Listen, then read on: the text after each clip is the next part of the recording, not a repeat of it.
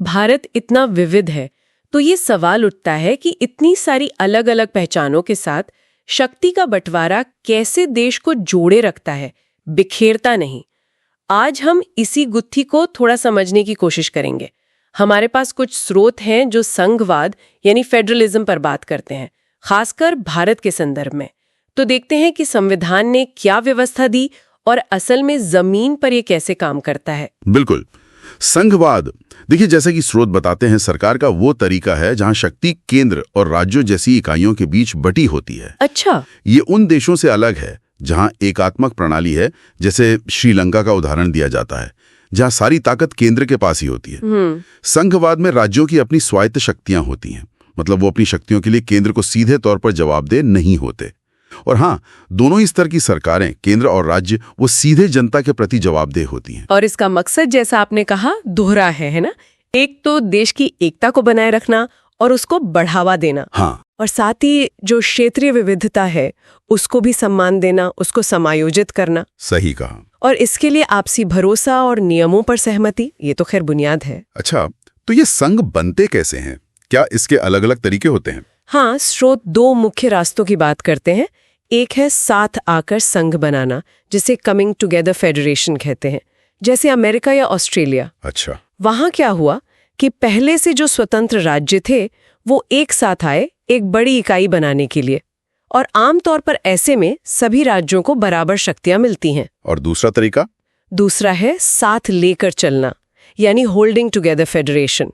भारत इसका एक बड़ा उदाहरण है, स्पेन भी है। यहाँ एक बड़ा देश अपनी अंदरूनी विविधता को ध्यान में रखते हुए खुद ही अपनी शक्ति को केंद्र और राज्यों में बांटने का फैसला करता है। तो इसमें केंद्र ज्यादा शक्तिशाली हो सकता है? अक्सर होता है। इस व्यवस्था में केंद्र सरकार राज्यों की तुलना में ज्यादा शक्तिशाली होती है, और ये भी हो सकता है कि अलग अलग राज्यों के पास थोड़ी अलग अलग शक्तियां हों। तो भारत इसी साथ लेकर चलने वाले मॉडल में फिट बैठता है। पर वो कौन सी खास बातें हैं जो भारत को एक संघीय देश बनाती हैं? क्योंकि संविधान में सीधे संघ शब्द तो इस्तेमाल नहीं हुआ है। सही सवाल है। संविधान भारत को राज्यों का संघ कहता है, पर उसकी पूरी बनावट संघवाद के सिद्धांतों पर ही आधारित है।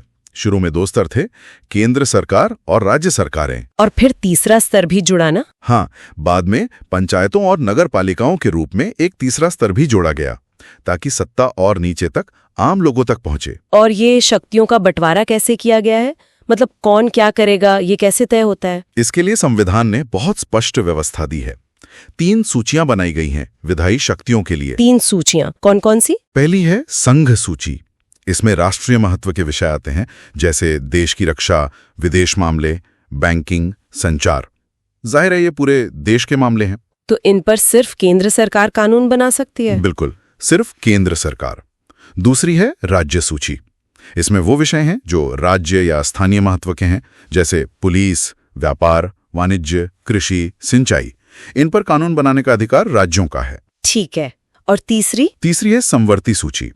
इसमें वो विषय हैं जिन पर केंद्र और राज्य दोनों की साझा दिलचस्पी है, जैसे शिक्षा, वन, ट्रेड यूनियन, विवाह, गोद लेना वगैरह। अच्छा, तो इस पर दोनों कानून बना सकते हैं? हाँ, दोनों बना सकते हैं, लेकिन अगर दोनों के कानूनों में कोई टकराव हो तो केंद्र सरकार का बनाया कानून ही मान्य होगा। ये तो दिलचस्प है। अच्छा, और अगर कोई ऐसा नया विषय आ जाए जो इन तीनों सूचियों में कहीं ना हो, जैसे जब संविधान बना तब कंप्यूटर सॉफ्टवेयर जैसी चीजें तो नहीं थी? बहुत अच्छा पॉइंट है। ऐसे विषय जो किसी सूची में नहीं आते, उन्हें अवशिष्ट शक्तियां या रेजिडुअरी पावर्स कहते हैं, और ये शक्तियां केंद्र सरकार के पास हैं। तो केंद्र के पास काफी शक्तियां हैं? हाँ, पर एक और बात ध्यान देने वाली है। भारत में सभी राज्यों को एकदम बराबर शक्तियां नहीं मिली हैं।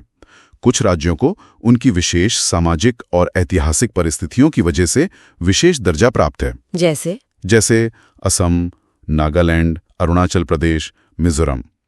अनुच्छेद 371 के तहत इन्हें कुछ विशेष प्रावधान मिले हैं। वहीं दूसरी तरफ कुछ इकाइयां हैं जिन्हें हम केंद्र शासित प्रदेश कहते हैं। हाँ, जैसे चंडीगढ़, लक्षद्वीप या दिल्ली। बिल्कुल, इनके पास राज्यों जैसी शक्तियां नहीं होती। ये छोटे इलाके होते हैं और इनको चलाने में केंद्र सरकार की विशेष भूमिका होती है। तो ये व्यवस्था काफी सोच समझकर बनाई गई है, जिसमें जरूरत के हिसाब से लचीलापन भी है। और क्या इस शक्ति बंटवारे की व्यवस्था को बदलना आसान है, मान लीजिए केंद्र चाहे कि राज्यों की शक्तियां कम कर दे। नहीं, ये बिल्कुल आसान नहीं है। इस बुनियादी ढांचे को बदलना बहुत मुश्किल है। अकेले संसद ऐसा नहीं कर सकती। इसके लिए पहले तो संसद के दोनों सदनों में यानी लोकसभा और राज्यसभा 2/3 बहुमत से प्रस्ताव पास होना चाहिए। और बस? नहीं, उसके बाद कम से कम आधे राज्यों की विधानसभाओं से भी उसे मंजूरी मिलनी जरूरी है। तो ये प्रक्रिया काफी जटिल है। यानी ये ढांचा काफी मजबूत है। और अगर कभी केंद्र और राज्यों के बीच शक्तियों के बंटवारे को लेकर कोई विवाद हो जाए तो फिर न्यायपालिका की भूमिका आती है। सुप्रीम कोर्ट इस तरह के विवादों में एक अंपायर की तरह फैसला करता है। संविधान की व्याख्या करने का अधिकार उसी के पास है। तो ये तो हुई संवैधानिक व्यवस्था। पर क्या सिर्फ संविधान में लिख देने से संघवाद सफल हो जाता है? जमीनी हकीकत क्या कहती है? नहीं, सिर्फ प्रावधान काफी नहीं होते हैं। भारत में संघवाद की सफलता का एक बड़ा कारण, जैसा स्रोत भी बताते हैं, यहाँ की लोकतांत्रिक राजनीति का चरित्र है। इसका कोई उदाहरण? हाँ, जैसे भाषा के आधार पर राज्यों का गठन। जब ये हो रहा था तो बहुत से लोगों को डर था कि इससे देश टूट जाएगा, पर हुआ इसका उल्टा। अच्छा, कैसे? राज्यों का गठन भाषा के आधार पर होने से लोगों को लगा कि उनकी भाषा, उनकी संस्कृति को सम्मान मिला है। इससे देश ज्यादा एकजुट हुआ और प्रशासन भी आसान हो गया। और भाषा नीति का भी जिक्र आता है शायद। बिल्कुल। देखिए, हमारे संविधान ने किसी एक भाषा को राष्ट्रभाषा का दर्जा नहीं दिया। हिंदी को राजभाषा माना गया, लेकिन सिर्फ हिंदी बोलने वाले तो 40% के करीब ही हैं। हाँ। इसलिए हिंदी के अलावा 21 और भाषाओं को अनुसूचित भाषा का दर्जा दिया गया है। केंद्र सरकार के किसी पद के लिए उम्मीदवार इनमें से किसी भी भाषा में परीक्षा दे सकता है। राज्यों की भी अपनी राजभाषाएं हैं, तो ये लचीलापन बहुत जरूरी था। केंद्र और राज्यों के रिश्तों में भी तो समय के साथ बदलाव आए होंगे। हाँ, बिल्कुल। एक लंबा दौर था जब केंद्र में और ज्यादातर राज्यों में एक ही पार्टी की सरकार होती थी। तब कई बार केंद्र सरकार ने राज्यों के अधिकारों की अनदेखी भी की। लेकिन 1990 के बाद स्थिति काफी बदली। केंद्र में गठबंधन सरकारों का युग शुरू हुआ। इससे क्षेत्रीय दलों का महत्व बढ़ा, तो राज्यों की स्वायत्तता का सम्मान बढ़ा। हाँ, सत्ता में साझेदारी की एक नई संस्कृति पनपी। सुप्रीम कोर्ट के एक बड़े फैसले ने भी इसमें मदद की, जिससे केंद्र सरकार के लिए मनमाने ढंग से राज्य सरकारों को भंग करना मुश्किल हो गया। ये तो हुई केंद्र और राज्य की बात, पर सत्ता आम आदमी के और करीब कैसे आई? मतलब गांव और शहर के स्तर पर। यहीं पर विकेंद्रीकरण का विचार आता है। सत्ता का विकेंद्रीकरण मतलब जब केंद्र और राज्य सरकारों से शक्तियां लेकर स्थानीय सरकारों को दी जाती हैं। पंचायतें और नगर पालिकाएं? बिल्कुल। इसके पीछे मूल सोच यही है कि अनेक मुद्दे और समस्याएं ऐसी होती हैं जिनका निपटारा स्थानीय स्तर पर ही सबसे अच्छे ढंग से हो सकता है। लोगों को अपने इलाके की जरूरतें और समस्याओं की बेहतर जानकारी होती है। और इसे कानूनी रूप कब मिला? 1992 में संविधान में एक बड़ा संशोधन किया गया। इससे स्थानीय स्वशासी निकायों यानी पंचायतों और नगर पालिकाओं को संवैधानिक दर्जा मिला और उन्हें ज्यादा शक्तिशाली और प्रभावी बनाया गया। क्या क्या बदलाव हुए उससे? कई अहम बदलाव हुए, जैसे अब स्थानीय निकायों के चुनाव नियमित रूप से कराना संवैधानिक बाध्यता है। इन निकायों में अनुसूचित जातियों, जनजातियों और पिछड़ी जातियों के लिए सीटें आरक्षित हैं। और महिलाओं के लिए भी? हाँ, कम से कम 1/3 पद महिलाओं के लिए आरक्षित हैं। हर राज्य में पंचायत और नगर पालिका चुनाव कराने के लिए राज्य चुनाव आयोग नाम की स्वतंत्र संस्था का गठन किया गया है। और पैसे, शक्तियां? हाँ, राज्य सरकारों को अपने राजस्व और अधिकारों का कुछ हिस्सा इन स्थानीय निकायों को देना पड़ता है। यह हिस्सेदारी हर राज्य में अलग अलग है। तो ये तो काफी बड़ा कदम था लोकतंत्र को मजबूत करने के लिए। लेकिन क्या ये जमीनी स्तर पर पूरी तरह सफल रहा है? स्रोत शायद कुछ चुनौतियों की ओर भी इशारा करते हैं। हाँ, ये सच है। गांव में ग्राम सभाएं हैं, शहरों में नगर पालिकाएं हैं, चुनाव भी नियमित होते हैं, लेकिन आदर्श स्थिति अभी नहीं आई है। कई राज्य सरकारों ने स्थानीय सरकारों को उतने अधिकार और संसाधन नहीं दिए हैं जितने मिलने चाहिए थे। अच्छा। तो हम कह सकते हैं कि स्वशासन की जो आदर्श स्थिति है उससे हम अभी भी कुछ दूर हैं।